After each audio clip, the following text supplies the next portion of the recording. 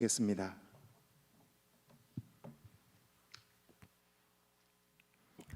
우리가 오늘 함께 읽은 말씀 1절을 보면 내 아들아 라는 표현이 나옵니다. 오늘의 본문은 아버지가 자신의 너무나 사랑하는 아들에게 편지하듯이 쓰인 말씀입니다.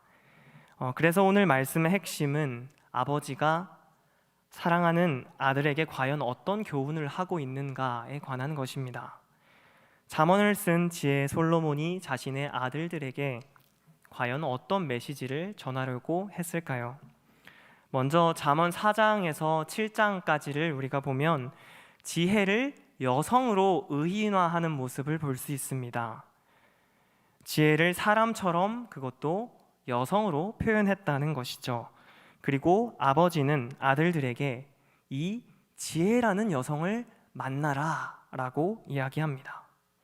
아버지가 자신의 사랑하는 아들이 지혜라는 여성을 만나고 또 더 나아가 그 지혜와 결혼하기를 원하고 있습니다. 잠언 4장 7절을 읽어볼 텐데요. 아버지가 아들에게 이 지혜라는 여성에 대해서 어떻게 이야기하는지 한번 보겠습니다. 전체 다 읽어보겠습니다. 시작. 지혜가 제일이니 지혜를 얻으라. 내가 얻은 모든 것을 가지고 명철을 얻을지니라. 아멘. 아버지가 보기에 이 지혜라는 여성이 제일이랍니다. 그리고 이 지혜와 결혼하면 모든 것을 갖게 되고 명철을 얻게 된답니다. 이렇게 아버지가 아들에게 지혜라는 여성을 만나야 해. 그 이야기가 무려 4장에서 6장까지 이어집니다. 성경 말씀을 보면 한 장도 채 기록되지 못한 인물들이 너무나도 많이 있습니다. 그런데 무려 3장에 걸쳐서 아버지는 아들에게 지혜를 만나야 한다, 지혜라는 여성을 만나야 한다라고 이야기하고 있습니다. 말씀을 보면 지혜를 만나라는 이야기와 동시에 한 가지 더 아버지가 아들에게 요구하는 것이 있습니다. 그것은 음녀를 유의하라는 겁니다. 잠언 5장 3절에서 4절인데요. 제가 읽어드리겠습니다. 대저 음녀의 입술은 꿀을 떨어뜨리며 그의 입은 기름보다 미끄러우나 나중은 쑥같이 쓰고 두 날 가진 칼같이 날카로우며. 이 음녀를 유의하라는 거죠. 음녀는 입술에서 꿀이 떨어지고 그 입술이 기름보다 미끄럽답니다. 아주 매력적이고 언어 구사 능력 또한 탁월하다는 것이죠. 그런데 나중은 어떻습니까? 쑥같이 쓰고 두 날 가진 칼같이 날카롭답니다. 이처럼 아버지의 경고는 한 번으로 끝나지 않습니다. 계속해서 이 음녀에 대해서 주의해야 한다라고 알려주고 음녀를 만나지 말라고 아들에게 이야기합니다. 이번엔 6장 25절에서 26절을 함께 읽어보겠습니다. 시작. 내 마음에 그의 아름다움을 탐하지 말며 그 눈꺼풀에 홀리지 말라. 음녀로 말미암아 사람이 한 조각 떡만 남게 되며 음란한 여인은 귀한 생명을 사냥함이니라. 네, 아버지는 계속해서 아들에게 음녀가 굉장히 매력적인 여인임을 이야기합니다. 그리고 결정적으로 이 음녀가 겉보기에는 아름답고 또 말도 잘하고 꿀의 향기도 나지만 귀한 생명을 사냥한다고 이야기합니다. 아버지는 알고 있습니다. 음녀가 아들에게 얼마나 위험한 존재인지요. 아버지의 교육은 계속해서 이어집니다. 음녀를 만나는 것이 어떤 죄와 같은지를 알려주고 있는 구절이 있습니다. 이번엔 6장 29절인데요. 제가 읽어드립니다. 남의 아내와 통간하는 자도 이와 같을 것이라. 그를 만지는 자마다 벌을 면하지 못하리라. 음녀를 만나는 것이 남의 아내와 통간하는 것과 같은 죄라고 이야기합니다. 레위기 말씀에 보면요, 남의 아내와 통간하는 것은 사형죄에 해당합니다. 음녀를 만나는 것이 이 간음죄와 같고 사형을 받을 만큼 큰 벌을 받을 만한 일이라고 아들에게 아버지가 알려주고 있는 것입니다. 사랑하는 성도님들, 아버지가 아들에게 지금 무엇을 교육하고 있습니까? 음녀를 피하고 지혜를 만나라. 오늘 본문 7장은요, 앞선 이야기의 하이라이트가 담겨 있습니다. 아버지의 철저한 교육을 받은 이 아들이 드디어 음녀를 마주칩니다. 그런데 말씀을 읽어가다 보면 조금 충격적이고 소름이 돋을 정도로 무서운 사실이 하나 있습니다. 이 음녀가요, 아버지가 아들에게 어떤 교육을 했는지를 이미 알고 있습니다. 아까 말을 정말 잘하고 매력적이고 언어 구사 능력 또한 탁월하다고 했는데, 꿀이 흐른다고 했는데 입에서, 말씀을 보니 막 사람들에게 가서 유창하게 말을 걸고 있지는 않고요, 오히려 사람을 기다립니다. 거리나 광장에서, 또 심지어는 잘 보이지 않는 어떤 모퉁이에 가서, 7장 12절로 한번 확인해 보겠습니다. 같이 읽어봅니다. 어떤 때에는 거리, 어떤 때에는 광장, 또 모퉁이마다 서서 사람을 기다리는 자라. 지금 음녀가 무엇을 하고 있는 것이냐면요, 음녀가 아닌 척을 하고 있습니다. 이에 아들이 헷갈리기 시작합니다. 음녀의 행동에 대해서 더 무서운 구절을 하나 볼까요? 7장 14절인데요, 함께 읽어봅니다. 내가 화목제를 드려 서원한 것을 오늘 갚았노라. 계속 아들을 속이는데 이제는 자기가 지혜인 척하고 있습니다. 저는 화목제를 드렸고 서원한 것을 오늘 갚았답니다. 신앙까지 좋아 보이죠. 여기서 화목제를 드렸다는 것은요, 한마디로 잔치상도 준비되었다는 의미가 됩니다. 신앙도 있는 데다가 오늘 자기 집에 오면 화려한 잔치상이 준비되었다는 것입니다. 신앙도 있는 데다가 잔치상까지. 음녀가 지혜인 척하면서 아들을 유혹하고 있습니다. 아까 잠언 4장 7절에서 아버지가 아들에게 지혜를 얻으면 너가 얻은 모든 것을 가질 수 있고 명철을 얻을 것이라고 이야기했죠. 그래서 아들이 자꾸 헷갈리는 것입니다. 신앙도 좋은데 잔치상까지 있다고? 지혜인가? 어느 정도 음녀가 생각하기에 아들이 넘어왔다고 생각하니까 7장 16절에서 17절, 음녀가 아들에게 결정타를 날립니다. 제가 읽어보겠습니다. 내 침상에는 요와 애굽의 문이 있는 이불을 폈고 몰약과 침향과 계피를 뿌렸노라. 좋은 향도 납니다.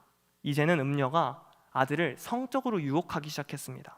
방금 읽은 구절이 어떤 말이냐면요, 제 침대는 정말 좋답니다. 이불도 부드럽고요, 몰약, 침향, 계피, 향을 낼 수 있는 도구도 있답니다. 그런데요, 사실 이 몰약과 침향과 계피는요, 장례에 쓰는 물품입니다. 실은 아들의 귀한 생명을 사냥하기 위해서 행동하고 있는 것이죠. 앞에 음녀가 화목제에 대한 이야기도 했습니다. 화목제를 드렸습니다. 서운한 것을 갚았습니다. 이 화목제의 제물이 누굴까요? 바로 아들입니다. 왜요? 앞에서 읽었듯이 음녀는 귀한 생명을 사냥하니까요. 그리고 18절, 우리가 앞에서 읽지는 못했지만 아버지가 지혜에 대해 설명할 때 썼던 표현이 있는데요, 그 표현을 음녀가 와서 이제 똑같이 아들에게 합니다.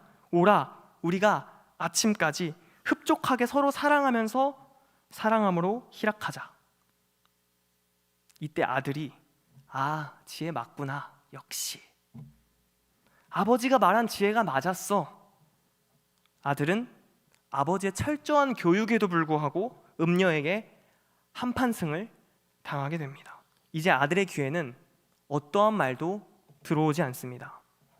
이어서 음녀가 아들에게 하는 말입니다. 7장 19절에서 20절입니다. 함께 읽어봅니다. 남편은 집을 떠나 먼 길을 갔는데 은 주머니를 가졌은즉 보름날에나 집에 돌아오리라 하여. 이제 대놓고 음녀가 자기가 남편이 있는 걸 이야기하고 있습니다. 자기가 음녀라는 걸 이야기합니다. 근데 아들은요, 이미 넘어갔습니다. 음녀를 따라갑니다. 음녀에게 넘어간 아들에 대해서 또 성경이 말하는 바가 있습니다. 7장 22절에서 23절인데요, 제가 읽어드립니다. 젊은이가 곧 그를 따랐으니 소가 도수장으로 가는 것 같고 미련한 자가 벌을 받으려고 쇠사슬에 매이러 가는 것과 같도다. 필경은 화살이 그 간을 뚫게 되리라. 새가 빨리 그물로 들어가되 그의 생명을 잃어버린 줄을 알지 못함과 같으니라. 결과적으로 아들은 철저한 아버지의 교육에도 불구하고 음녀에게 한판승을 당했습니다. 생명을 잃었습니다. 오늘 잠언의 말씀이 우리에게 알려주는 것이 무엇입니까? 아들은 음녀와 지혜를 분별할 수 있는 능력이 없습니다. 한계가 있죠. 누가 지혜인지 누가 음녀인지 아버지의 철저한 교육을 받았지만 구분하지 못합니다. 이 비유에서 아들은 우리이고요, 아버지는 하나님입니다. 그런데 질문이 하나 더 남습니다. 대체 어떻게 아들이 그럼 지혜를 만날 수 있을까? 지혜와 결혼하는 것을 여기서 포기해야 하는가? 아니죠. 아버지는 분명히 지혜를 찾으라고 했습니다. 그렇다면 어떻게 아버지의 말씀대로 음녀를 만나는 삶이 아니라 지혜를 만나는 삶을 살 수 있냐는 것입니다. 우리가 너무 잘 알고 있는 9장 10절의 말씀이 그 해답을 줍니다. 우리 함께 읽어보겠습니다. 시작. 여호와를 경외하는 것이 지혜의 근본이요 거룩하신 자를 아는 것이 명철이니라. 아멘. 이제 지혜가 조금 다르게 다가오시죠. 지혜는 여인입니다. 여호와를 경외하는 것이 지혜의 근본이랍니다. 사랑하는 성도님들, 아들은 아버지의 교육을 받고 성실하게 정말 지혜를 찾았습니다. 하지만 음녀를 만나게 됐죠. 그럼에도 여전히 하나님은 말씀하십니다. 지혜를 만나라. 아들 혼자만의 힘으로는요, 지혜를 절대 만날 수 없습니다. 그런데 성경은 거기서 멈추지 않습니다. 오늘 9장 10절 말씀에서 그러니까 지혜를 만나는 비결에 대해 우리에게 알려주고 있죠. 여호와를 경외하는 것이 지혜다. 여호와를 경외하는 것이 지혜를 만나는 길이다. 여호와를 경외하는 것이 음녀를 피하고 아버지가 말씀하신 지혜라는 여성을 만나는 길이다. 음녀는 우리가 자기에 대해 알고 있는 것보다 더 많이 우리에 대해 알고 있습니다. 심지어 아버지가 아들에게 한 말까지 들먹이면서 자기가 지혜인 척합니다. 나는 화목제도 드리고 서원하는 것도 갚았어요. 지켰어요. 우리 집에는 화려한 잔치상도 있답니다. 제 침대에는 좋은 향기도 나요. 그래서 우리는요, 도저히 이 음녀의 속임수를 당해낼 수가 없습니다. 음녀가 유혹하는 그 자리에서는요, 자신이 그 화목제의 제물이 될지도 모르고 그 자리가 내 생명을 잃어버리는 그 자리가 될지도 모르고 장래의 자리인지도 모르고 음녀를 따라가는 것이 바로 우리들입니다. 이 음녀는 장소도 가리지 않아요. 거리, 광장, 길의 모퉁이 어디든 가리지 않고 지혜로 둔갑하여서 사람을 기다립니다. 마치 사자처럼 먹이를 찾고 광명한 천사로 가장하여서 자기가 천사라고 거짓말하는 사탄의 모습처럼 말입니다. 사랑하는 성도님들, 이 말씀을 통해 우리가 어떤 교훈을 얻을 수 있습니까? 우리의 힘과 우리의 생각으로 지혜를 만나고자 하면 우리는 반드시 음녀를 만나게 될 것입니다. 하지만 하나님을 경외하면 우리는 지혜를 만나게 될 것입니다.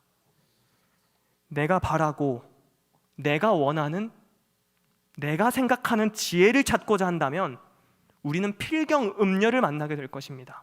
하지만 하나님을 경외한다면 지혜를 찾게 될 것입니다. 조금 다르게 표현해 볼까요? 내가 생각하고 내가 바라는 행복을 찾고자 한다면 우리는 반드시 음녀를 만나서 귀한 생명을 사냥당하게 될 것입니다. 하지만 하나님을 경외한다면 진짜 행복, 참된 행복을 찾게 될 것입니다. 내가 생각하고 내가 바라는 안정된 삶을 우리가 쫓아가고 찾고자 한다면 필경 음녀를 만나게 될 것입니다. 하지만 하나님을 경외하면 세상이 줄 수 없는 참되고 평안한 삶을 찾고 누리게 될 것입니다. 우리의 생각으로 지혜를 찾아서는 안 됩니다. 우리는 지혜를 분별할 수 있는 능력이 없습니다. 무엇이 우리에게 참된 행복인지, 무엇이 우리에게 참되게 안정된 삶인지 분별할 수 있는 능력이 우리에게는 없습니다. 우리가 아들된 우리가 지혜를 만날 수 있는 유일한 길이 있다면, 아들이 참된 행복과 참된 평안을 누릴 수 있는 유일한 방법이 있다면 하나님을 경외하는 것입니다. 사랑하는 성도님들, 우리의 삶은 어떠합니까? 내가 생각하는 지혜를 찾다가, 행복을 찾다가, 또는 안정을 찾다가, 혹은 그 무언가를 찾다가 음녀에게 한판승 당하는 그 삶, 그 길로 향하고 있습니까? 아니면 하나님을 경외함으로 참된 지혜를 만나는 그 길로 향하고 있습니까? 성도님들께 주어진 삶이 내가 생각하기에 행복하고 안정된 삶을 찾다가 음녀를 만나게 되는 그 결과를 낳게 되는 삶입니까? 아니면 경외함으로 모든 것을 얻고 명철을 얻게 되는 삶입니까? 음녀는 자기가 지혜라고 속입니다.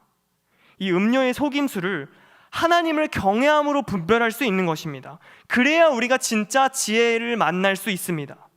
자기가 지혜라고 거리와 광장 모퉁이 그리고 곳곳에서 속이는 그 사탄의 속임수에, 음녀의 속임수에 너는 내가 찾는 지혜가 아니라고 이야기할 수 있어야 합니다. 우리를 넘어뜨리려는 이 사탄의 관계에 말씀과 기도의 전신갑주는 물론이고 하나님을 경외함으로 우리가 대적할 수 있어야 하는 것입니다. 이어서 잠언 8장 22절에서 23절을 함께 읽어볼 텐데요. 이 본문에서는 지혜라는 여성이 직접 등판합니다. 이전까지는 아버지가 아들에게 하는 말이었다면요, 지금 7장에서는 아들이 음녀에게 한판승을 당했죠. 근데 8장에서는 아들이 꼭 찾아야만 했던 그 지혜가 직접 등판해서 이야기합니다. 나와서 무슨 이야기를 하는지 함께 읽어보겠습니다. 시작. 여호와께서 그 조화의 시작 곧 태초에 일하시기 전에 나를 가지셨으며 만세 전부터 태초부터 땅이 생기기 전부터 내가 세움을 받았으니 아멘. 이 지혜라는 여성이 갑자기 자기가 태초에 있었답니다. 그리고 8장 32절에 보면 지혜가 갑자기 아들들아라는 표현을 써요. 뭔가 이상한 상황이 됐죠. 지혜가 스스로 등판을 하더니 아들이라고 부릅니다. 자기가 또 태초에 있었답니다. 함께 연결해서 보실 말씀이 있는데요, 요한복음 1장 1절의 말씀입니다. 함께 읽어보겠습니다. 시작. 태초에 말씀이 계시니라. 이 말씀이 하나님과 함께 계셨으니 이 말씀은 곧 하나님이시라. 아멘. 요한복음 1장 1절에 나오는 태초부터 하나님과 함께 계셨던 그 말씀은요, 바로 예수님이죠. 말씀이 육신되어라는 그 표현을 들어보셨을 겁니다. 예수님입니다. 이어져 오면서 눈치채신 분들이 있을 수도 있는데요, 잠언에서 나오는 이 지혜는요, 예수님을 의미합니다. 자, 그럼 본문에서 8장에서 예수님이 직접 구원투수로 등판을 하신 겁니다. 그래서 아버지가 말한 대로 지혜를 찾지 못하는 그 미련한 아들들에게 예수님이 직접 나타나셔서 직접 이야기해주고 계신 겁니다. 내가 여기 있다. 나를 찾아라. 내가 지혜다.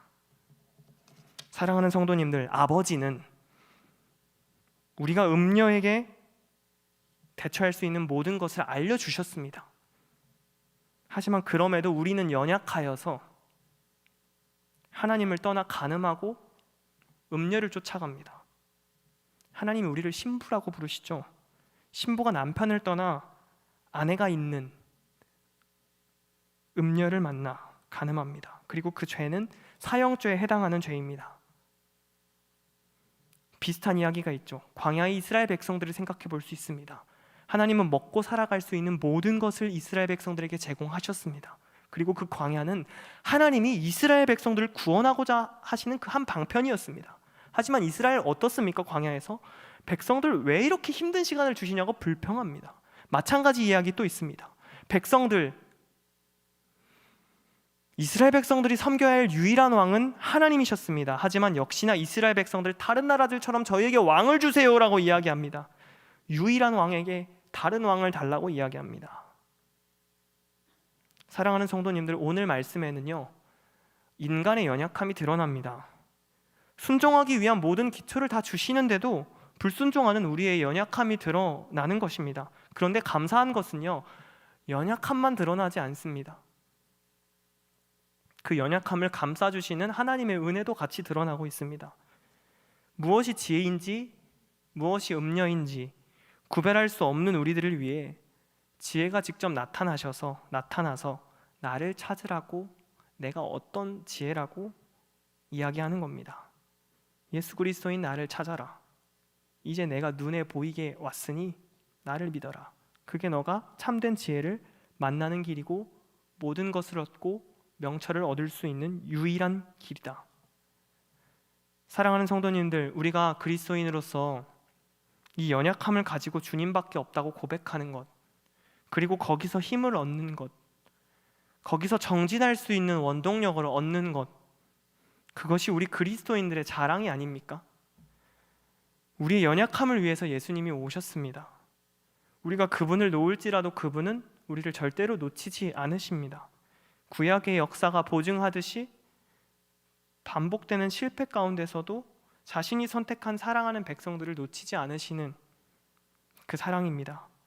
우리 귀하신 하나님은 이렇게 우리를 사랑해 주시는 분입니다. 우리가 코로나의 시대를 지나며 우리가 이 하나님의 사랑을 붙들어야 할 때라고 생각합니다. 놓지 않으시는, 너희를 버리지 않고 너희를 떠나지 않겠다고 말씀하신 하나님, 그리고 이 하나님을 알아서 주는 나를 돕는 이시니 내가 두려워하지 않겠다 말했던 그 어느 시편 기자의 고백처럼 하나님의 사랑에 기대어 이 시기를 보내야 하는 줄로 믿습니다. 우리가 이 시기에 내 생각과 내 힘으로 지혜를 찾고 우리의 살 길을 찾는다면 그 길의 끝에는 어쩔 수 없이 음녀가 있게 될 것입니다. 하지만 하나님을 경외하면 지혜를 만나게 될 것입니다. 그리고 이 지혜는 연약한 우리를 위해서 직접 오신 예수 그리스도입니다. 아버지의 마음으로 모든 것 다 주시고도 실패하는 연약한 우리들을 위해 직접 이 땅에 오신 참된 지혜이신 그 예수님, 그 예수님을 따라가는 것만이 우리가 참된 행복과 또 참된 평안을 누리는 길이자 영원한 생명을 얻는 길입니다. 말씀을 마무리합니다. 사랑하는 성도님들, 우리가 인지하지 못하고 있을지라도 하나님은 언제나 우리에게 사랑을 보여주시고 피할 길을 내어주십니다.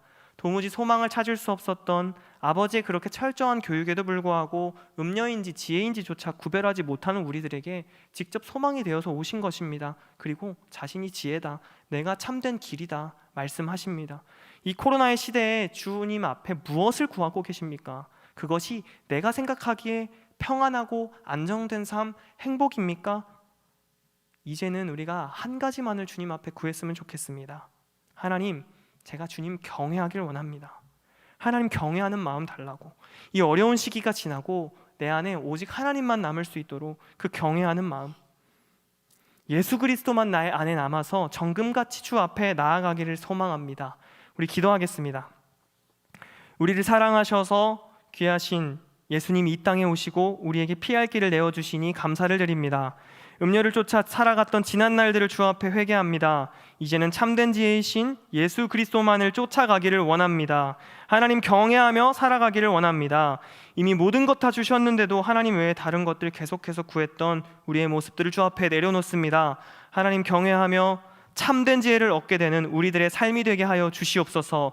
우리의 연약함을 사랑으로 품어주시니 감사를 드립니다. 이제는 이 사랑을 힘입어 다시금 주 앞에 한 주를 살아가길 원합니다. 성령님, 우리의 삶 지혜의 길로 이끌어가 주시고 그렇게 우리의 삶을 통하여 주님 홀로 영광 받아 주시옵소서. 언제나 함께 해주심에 감사드리며 예수님의 이름으로 기도했습니다.